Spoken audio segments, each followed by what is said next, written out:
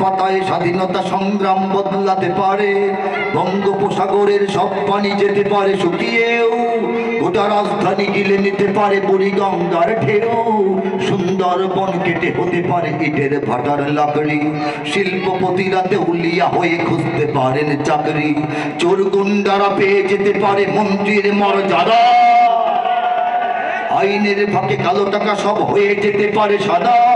অনেকেই বলে এই দেশ নাকি হুজুগে জাতির দেশ, দফায় দফায় বদলায় এর রংঢং পরিবেশ, তাই বলে ইসলাম তো এদেশে হুজুগে হবে না শেষ, হুজুগে হবে না শেষ।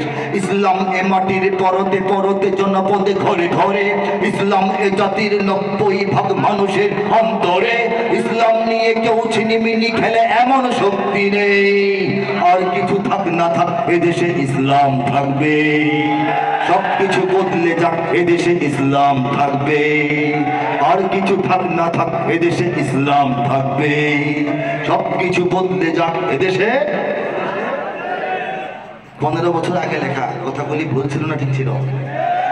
বইয়ের পাতায় স্বাধীনতা সংগ্রাম বদলাতে পারে, এবছরের বইয়ের পাতায় ইতিহাস পাল্টে যায় নাই? জোরে বলে গেছে কিনা? আমি বলেছিলাম শিল্পপতিরা দেউলিয়া হয়ে খুঁজতে পারেন চাকরি। বাংলাদেশে অনেক শিল্পপতি এখন ব্যাংকের হিসাব জব্দ হয়ে দেউলিয়া হয়ে যাচ্ছে না? শিল্পপতিরা পালিয়ে যাওয়ার জন্য দাড়ি শেভ করছে না? কথাগুলি ভুল ছিল না ঠিক ছিল? আমাদের কেন্দ্রীয় কারাগার আগে ছিল চকবাজার ঢাকা, চলে গেছে এখন কেরানীগঞ্জ।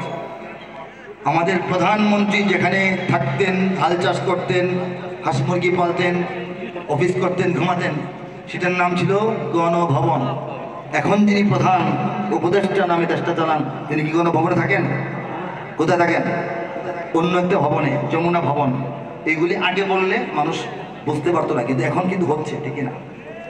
জাতীয় সঙ্গীত, জাতীয় পতাকা, সংবিধান জাতির প্রয়োজনে পরিবর্তন হয়, কিন্তু ইসলাম তার জায়গায় থাকবে। কথা ঠিক না? অনেক কথাই অতীতে বলা পরে ঘটে গেছে, আল্লাহ লেখাইছেন পরে ঘটাইছেন, ঠিক কিনা?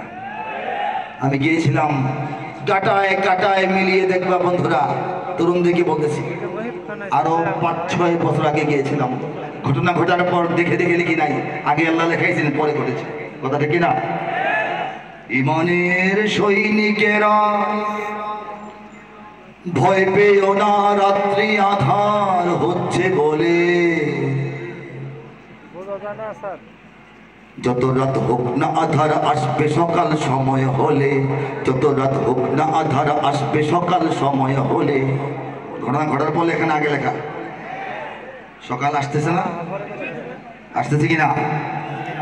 আমি গিয়েছিলাম, এ স্বাধীন জন্মভূমির রক্ষীরা সব প্রস্তুতি নাও দিন বদলে, এ স্বাধীন জন্মভূমির রক্ষীরা সব প্রস্তুতি নাও দিন বদলে, এ লড়াই লড়তে হবে শক্তি সাহস বুদ্ধি বলে, এ লড়াই লড়তে হবে শক্তি সাহস বুদ্ধি বলে। জালিমের থামবে জুলুম আর কটা দিন ধৈর্য ধরো। কথাগুলি যে বলেছিলাম মনে পড়ে 5-6 বছর আগে? মনে আছে কিনা আমার যারা দর্শক শ্রোতা, তাদের মনে আছে? স্পষ্ট ভাষায় লেখা হয়েছিল, বলা হয়েছিল, জালিমের থামবে জুলুম আর কটা দিন ধৈর্য ধরো, ছোট হার নাও সয়ে আজ সামনে বিজয় আসবে বড়, কত আর রাজপথে লাশ পড়বে এবার লড়াই করো, কত আর রাজপথে লাশ পড়বে এবার লড়াই করো, এ সময় পাল্টে যাবে উল্টো বাতাস বইবে ঝড়ো, এ সময় পাল্টে যাবে উল্টো বাতাস বইবে ঝড়ো। শহীদের রক্ত ধারায় এদেশের পাড়ায় পাড়ায়, শহীদের রক্ত ধারায় এদেশের পাড়ায় পাড়ায়, সময়ের এক ইশারায়, সময়ের এক ইশারায় লক্ষ আগুন উঠবে জ্বলে।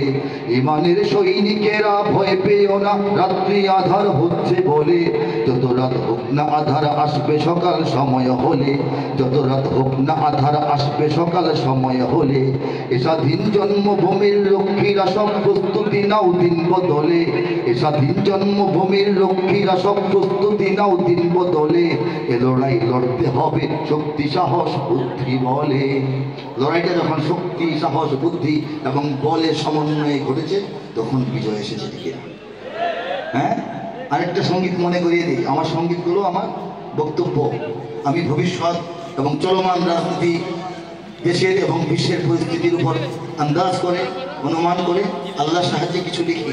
অনেক সময় এটা ঘটে, ঠিক কিনা বলেন? আমি গিয়েছিলাম 4-5 বছর আগে। টেকনাফ থেকে তেতুলিয়া থেকে ওঠো, লাঠি বাঁশটা হাতে নিয়ে এসো ছুটে। টেকনাফ থেকে তেতুলিয়া থেকে ওঠো, লাঠি বাঁশটা হাতে নিয়ে এসো ছুটে।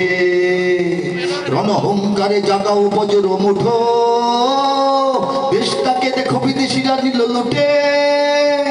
রূপসা থেকে পাথরিয়া ঘুমিও না, এদেশ তোমার আমার জনম মাটি।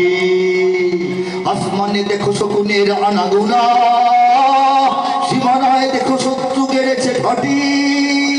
জাগো জাগো বাঁচাও বাংলাদেশ, তোমার আমার প্রাণের বাংলাদেশ।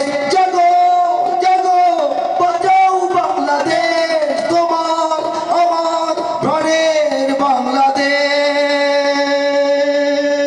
ঠিক না? টেকনাফ থেকে তেতুলিয়া, রূপসা থেকে পাথুরিয়া, জনগণ যদি না জাগতো বাংলাদেশ কি বাঁচত?